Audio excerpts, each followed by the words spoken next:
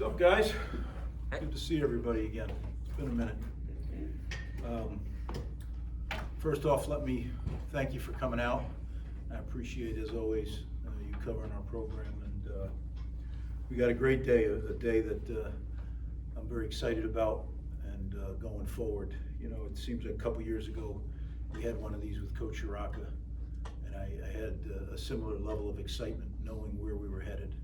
And that's the way I feel today. So I have some thank yous to start with. I want to thank President Tate.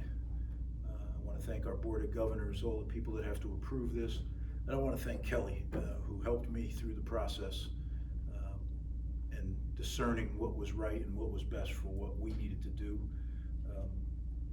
It really was a team effort. There's a lot of people that helped. There's a lot of logistics, whether it's me going somewhere or bringing people in to interview. I talked to over 20 people in the process from every different level, from the NFL, from college football, from the CFL, the UFL, whatever FLs there are left. I talked to people from everywhere. It was my intention, as I met with some of you in my office that day, it was my intention to not put a cap or a cage on this process and just let it play out. And that's one thing I've learned over the years. When you don't do that, you usually make a mistake.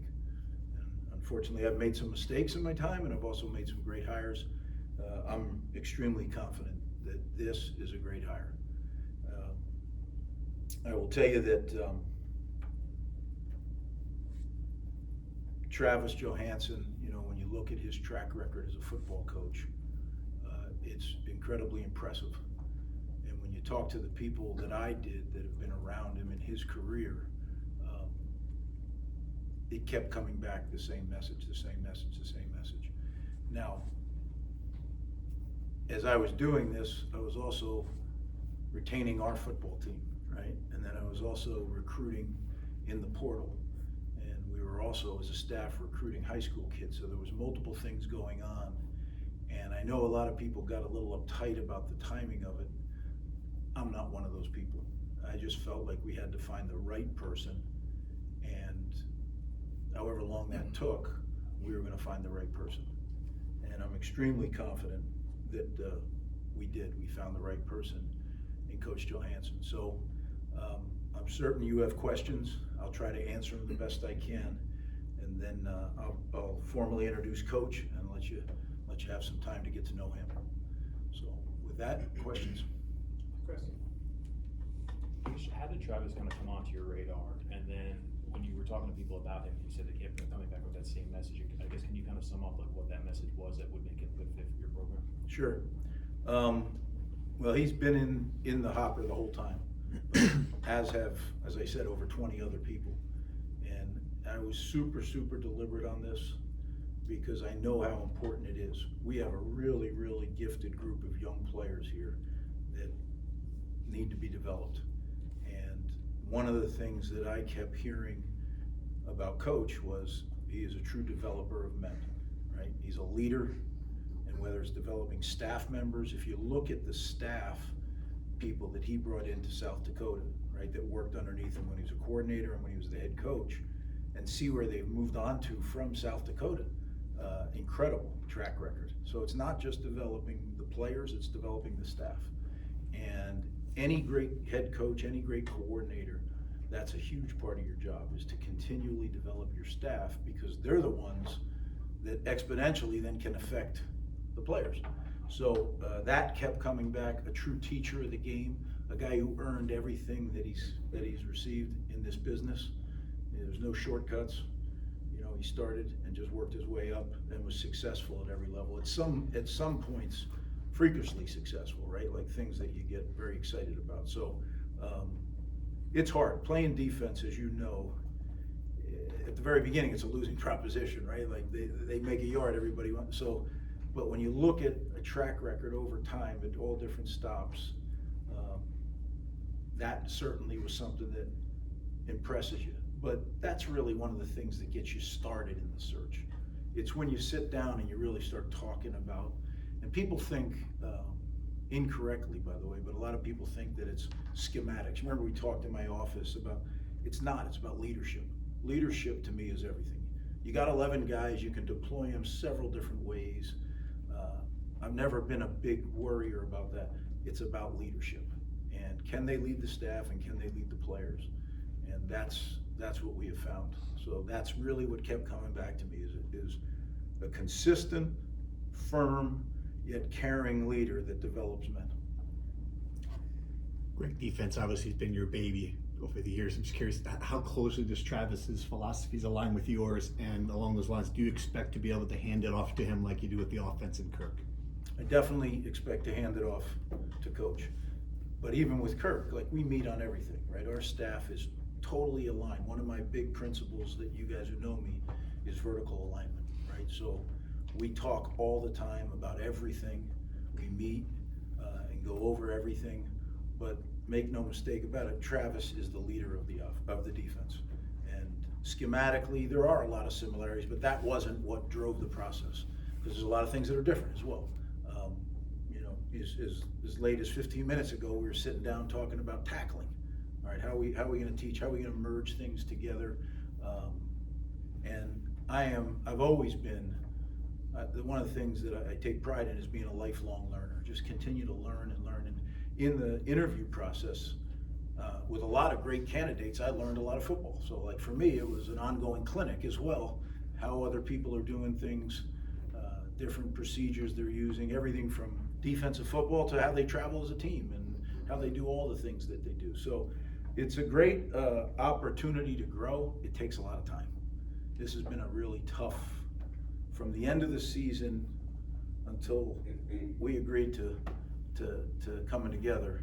It's been hard, but we're going to be well worth it. The investment in that time I was willing to put into it with everything else that was going on, because I know it's that critical. We could have had a guy hired in 2 days. That wouldn't have been the best guy. And this, doing it the way we did it, definitely produced the best candidate and the best coordinator for Rutgers. Coach, you mentioned alignment. Just how does Travis's ability to develop and bring along players, how did that fit with what you want from a developmental program? Yeah, you know that's us, right? That's who we are. I still believe, although we made great usage of the portal, I still believe wholeheartedly in developing your program through high school age kids. You bring them in, they came to Rutgers for a reason, and now you develop them. And you develop them not only as football players, I know they're getting paid now, I get all that, but they're still 18 to 22-year-old kids. And it's what my calling is to help them not only reach their goals athletically, but also get an education. Like, I think sometimes it's become such a big story about all the money and all that stuff. They're still here to get an education. Yeah, they're getting paid, but they're here to get an education and to grow as young men. And that's one thing that in our conversations I took away from Coach Johansson is that's important to him, just like it is Kirk, just like it is everybody in our staff. We'll go Richie and Brian to finish up here. Greg, in the past you hired some younger, not as experienced coaches. This go around you hired 2 FCS sitting head coaches and FCS defensive coordinator. Was getting seasoned coaches kind of a point of emphasis this offseason? I don't think that's what I went into it with, Richie. I just, first it was finding the leader. Like, again, you've heard me say it over and over. I believe leadership is everything, because there's several different ways to do any task. But if you have the right leader, then he can galvanize the people. He can get them to believe in it and make it their idea, and then go do it and execute it, right? So it started with him, and then from that point, we started talking about staff.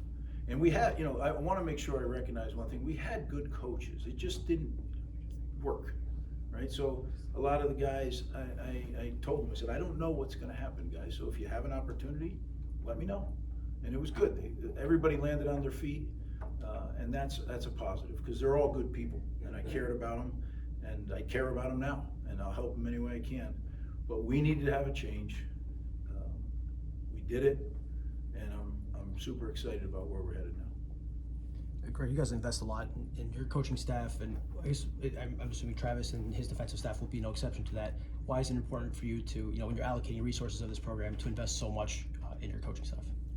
Well, I think there's a lot of levels to that, right? The cost of doing business, being a Big Ten football program, the coaches' salaries have really they've climbed quite a bit. But I do think, if you really believe leadership is everything, then you gotta go, you get what you pay for. And that's important to me. I have so much to do as a head coach. And I told you guys at the beginning, I said, look, if I could duplicate what we have on offense, on defense, I'll be a happy man. And I feel like we've done that. And great people, both leaders of the O and the D are great men. And they really are very, very focused on how to do their job, and I love that. Thanks, Coach. All right. I will, I've kind of done it, but I'll do it a little more formally here. Very, very excited about Travis and his family coming to Rutgers, and the coaches that he is very, very closely aligned with coming as well. Some of them have been announced, some of them will be announced in the upcoming days. But I really I've had a chance to sit down with them now for a couple days, and I really am impressed with not only the football acumen, but the type of men they are.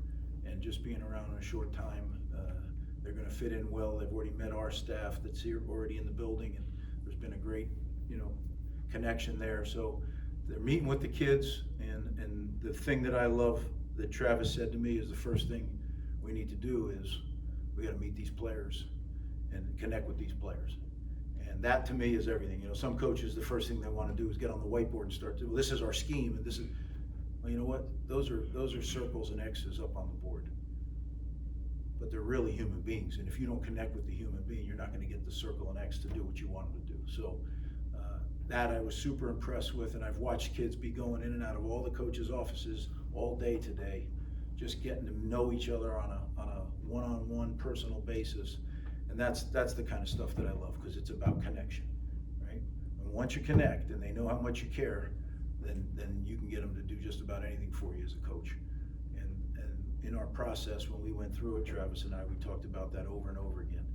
And I enjoyed when he came on his interview, he got to walk through the weight room and watch our kids train, and he sees the same things I do. Like, oh, look at that, oh wow, look at that, and the energy and we're not, how do I say this without giving Steve a classic headline here, right? We're not broken.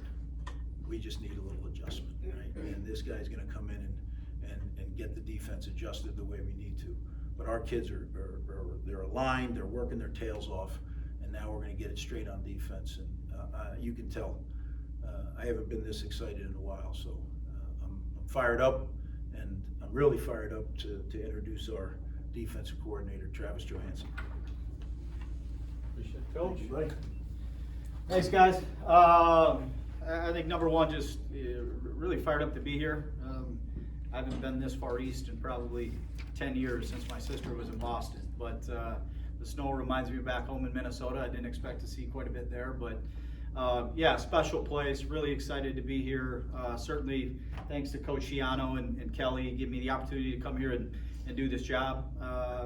We've got a tall task in front of us, but one with clear vision and huge upside. And just being here the last couple days, and certainly last week, and going through this process has really given me a clear understanding of what we got to do to get Rutgers back where it certainly belongs, and excited for that challenge. So yeah, happy to answer any questions. Travis, what's the why for you at this point in your career? Why make this jump here now? Yeah, so I really I gravitate towards two things, winning and impact. And where I was at South Dakota before, we had a lot of success, and I transitioned from the defense coordinator to the head coach because I just felt like that was the way I could impact the program to take it to the next level. And when Coach Shiano and I started talking about what Rutgers needed, it's not necessarily a timing or a level or a place. It was an opportunity that I felt my skill set fit the need, and I could have an impact with a program that has so much ceiling, that the fit made so much sense, and that challenge excited me. I think my impact was waning, maybe to a certain degree. We were so close to winning a national title there, and it was the only step needed to be taken. And there's a little more meat on the bone left right here at Rutgers that I felt like it was a situation that I knew I could step into and have a lot of impact and success alongside of that. So it was really more about the fit than anything else, not necessarily timing. Christian? You talked about the ability to work, in an interview a couple of days ago, the ability to work with Coach Schiano and his track record with the defense. This is a defense that's gonna need a lot of work. What have you seen from the group, and what's it gonna take to get that defense back up to the standard you wanted, the standard it's used to seeing around here? Yeah, I necessarily don't think it's a lot of work outside of just going through the process that we've been through. I see those guys and the talent and the growth potential that's in there. Great human beings. I think as I sit down with each and every one of them, I get more excited by the day, by the meeting. The opportunity to be with Coach Schiano is second to none. His experience, what he's done in this game, how he's done it, maybe most importantly, I think we're so in alignment with, this is the greatest people game in the world, right? Like this still is about human beings, and as much of that's going on out there in college football, a lot of programs, it's gotten pretty transactional, and he's found a way to live in that world while still being really transformational. And I think the reason why the players are here are for Rutgers, are for Coach Schiano, and to watch how he's done that in such a dynamic era right now is pretty impressive, and I'm really looking forward to being under the hood with him that way. After sitting in a head coach chair for a year and watching how he's done it with so many years, so many changes, I would be dumb not to sit into that, sitting there and experience that. Heck, he was talking about that meeting 15 minutes ago. There's some things I've had on a slide for the last 5 years in regards to teaching tackling, and one term in there, how we may be able to teach it better. I took it, we're gonna run with as a staff. So there's so many things I look forward to that way, but I think most importantly, that just the human being he is, makes me excited about, kind of going down that road. Coach? Welcome, Travis. Just give us a glimpse of what a defense looks under your tutelage and what you expect from your players. Incredibly sound, incredibly disciplined, a defense that's going to show a lot of mastery in what they're doing, a very connected group, a group that plays the game with the physicality and effort, passion that you want to see on a field. I want people to be able to turn the tape on and see the intangibles of the defense without knowing the human beings. I think it's the biggest indicator for a great defense is you look at them and you say, I know those are tough, competitive people that love each other and love Rutgers, and they're out there battling that way. And you don't have to get them into an interview to kind of find out who they are. I believe that in recruiting. You see the intangibles on the tape. We need to be able to inspire those guys to play with that level of passion. But it all starts with discipline, accountability, and all the things that are necessary to operate in a manner where you can teach them, to do great things on that field, where they are confident and inspired to go out there and show that to you guys, where it's just obvious. And so, and that's the, like Coach mentioned, that's the relationship piece. That's the understanding the human being piece. That's what makes them tick. What are they inspired to go out and do? And I think without that connection, it'll be hard for you to see that. And so that's job number one, for us. And but what that brand will look like is exactly that. We want to be the toughest, most physical group in the Big Ten, and plan to do that. Chris? How do you feel like your year as a head coach will now have influence who you are as a coordinator at this level? And then is there anything that you took from that experience that is going to change how you do this job a little bit? Yeah, I think more than anything, it really galvanized the way I thought about team football. As a defensive coach, how you look at how you balance with an offense, how you need to provide schemes that prepare you all year long versus just what might be successful on Saturdays in the fall. Your responsibility as a defense to be an opponent that maybe mirrors a little bit more of some of the things you see week to week, and how that sets you up for long-term success. A lot of things that way. I think once you sit in that chair and have that perspective, you really understand what it takes to win on a holistic level. And then when you step back into this chair, there is a little bit of readjustment to making sure you're doing your part on your side of the ball to make the team. I think when you just do the defensive thing for so long, you get out there in those competitive moments, and you're like, I'm just trying to win the day. it helps you go win the year. And so I think it gives you the patience and security to be able to do that, because not only are you providing success in the teaching and the results as a defense, but you're also preparing your football team in a lot of ways to be great at every level. So I think that chair helps you a lot do that. At least galvanizes what you thought. Travis, I wanted to ask you about your pass rush in the past. In the most couple recent years, Rutgers has kind of struggled to get to the quarterback. What are some effective ways that you've been able to get to that quarterback? Yeah, I think for us, it's always going to start with fundamentals, right? And, I don't know that I'm really taking what we've done in the past and saying, here's how to maybe fix that at a schematic level. I know it's worked for us. And then I look at the athletes that are in there and go, it'd work pretty dang good if we get it right with these guys. I don't know that I'm necessarily looking at, hey, here's what we did and here's how to do that better. What we've done in the past has been pretty effective. I think our staff's ability holistically to, get into the schemes and give our kids the tools they need to identify what's going to make them successful. We teach a lot of offensive football more than defensive football in a lot of ways. How to identify where that slide's coming from, or how they're protecting X, Y, and Z, which players that we match up with best, and I don't know if that was done in the past or not. I just know that's how we've been successful. So, we're going to take this thing from the ground up with the guys. It's going to take us now until the end of the summer to really end of fall camp to be where we want to be to go attack the Big Ten. But I think, the proven things that we've done well, how they'll fit versus what we see is really the game plan there. But I think there's a talented group of guys in there that are hungry to do it. Travis, when you're building out your staff, how much autonomy do you have? How much autonomy is Greg giving you to pick guys, hire guys, and what are you looking for in guys that you're hiring to work under you? Yeah, I think we value the same things. So I think one of those things, particularly in today's day and age, is continuity. When you're trying to do this, and we feel like we've got a lot of, I think Coach said in team meeting the other day, a lot of potential is a dangerous word, but it's there. How do you streamline the teaching? I've had guys, we've been systematic for the last 6 or 7 years in South Dakota, right? And so when you've got all those guys in the building that have been through systems, created mastery, you don't have to get things start to finish. It's already kind of halfway there for the guys when they're counted on to do the jobs. We've got to get this start to finish.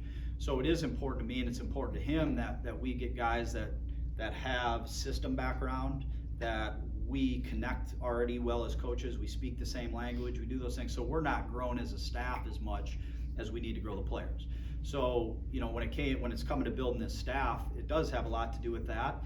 And then knowing what my experience has been over the last 7 years, what we're going to need in addition to that as the year goes on, as the versatility we need to create. Can we stay ahead of the curve that way by maybe interjecting some people that come from maybe an outside background, but we have a relationship. Craig? Travis, how do you think your journey to Rutgers helped prepare you for your role here? Well, I think number one, Rutgers is like Coach said, it's about the purity of football. I'm a purist when it comes to this game, and Rutgers is a blue collar, tough, organization that's about that end of football. So I connect really well with it. Because I wasn't born on third base. My dad's a truck driver. My mom worked in retail. I lived in Minnesota a lot of my life, and I was a D2 football player. I've coached in the NAIA, D2, FCS, and so I think when you come up, you connect with a place like this.